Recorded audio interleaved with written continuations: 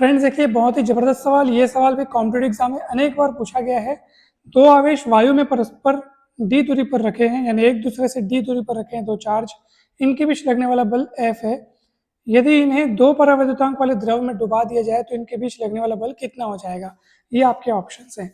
देखिए, मान लीजिए दो आवेश जो हैं वो वायु में रखे हैं, वायु के बीच रखे हैं, तो उनके बीच लगने वाला बल यदि F है, और यदि मान लो इन्हीं दोनों आवेशों को, ठीक है, ये Q1 Q2 में लिख देते हैं यहाँ पे, इन्हीं दोनों आवेशों को यदि हम लोग K परावैद्युतांक वाले माध्यम में रख दें, यानी इनके बीच कोई माध्यम रख दें जिसका परावैद्युतांक K हो, तो आप सभी को पता होगा तब जो बल होगा, मान लो F डैश, वो वायु निर्वात में दोनों के बीच लगने वाले बल से K गुना कम हो जाएगा, यानी कि परावैद्युतांक की उपस्थिति में आवेशों के मध्य लगने वाला बल कम हो जाता है। कितना कम हो जाता है?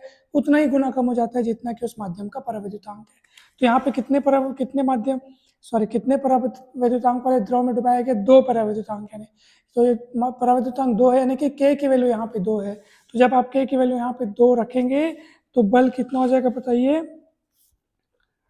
तो ये बल कितना हो जाएगा दोस्तों? ये पहले वायु निर्वात में F लग रहा था, लेकिन दो परावैद्युतांक, K का मान 2 है ना, प्रश्न में बोला दो परावैद्युतांक वाले द्रव में डुबा दिया जाए तो कितना बल हो जाएगा? तो ये हो जाएगा F/2। K का मान 2 है, यानी कि बल हो जाएगा आधा। तो F/2, ये आपका ऑप्शन सी आंसर आ जाएगा। अगर आपके मन में प्रश्न उठ रहा है कि सर ये फॉर्मूला कैसे आया, तो देखो, दो आवेशों के मध्य वायु या निर्वात में लगने वाला बल कूलॉम के नियम से क्या होता है बताइए जरा। 1/4πε0 Q1 Q2/r², जहाँ r दोनों आवेशों के बीच की दूरी है। अगर वही मान लो अपन परावैद्युतांक की उपस्थिति वाला बल लिखें तो ये हो जाएगा 1/4πε0 के साथ K और आ जाएगा, ठीक है, Q1 Q2/r²। जब आप F डैश को F से डिवाइड करेंगे, सारी चीज़ें कटेंगी। सोचो जब मैं इसमें से इसको डिवाइड करूंगा तो सारी चीज़ें कटेंगी कि नहीं कटेंगी बताओ। तो यहाँ पे क्या आएगा? केवल ये 1/K बेचारा बचा रहेगा बस, और यही F उधर चले जाएगा। तो ये सूत्र आपके पास तैयार हो जाएगा, देख लो आप।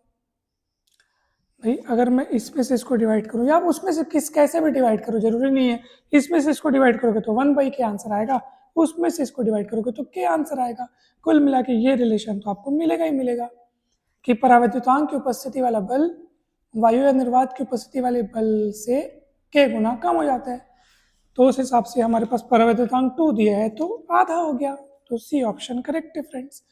तो मुझे उम्मीद है कि ये सवाल आपको बहुत अच्छे से समझ में आया होगा फ्रेंड्स। वीडियो अच्छा लगे तो जरूर लाइक करें, चैनल को सब्सक्राइब कर वीडियो को जरूर शेयर करें।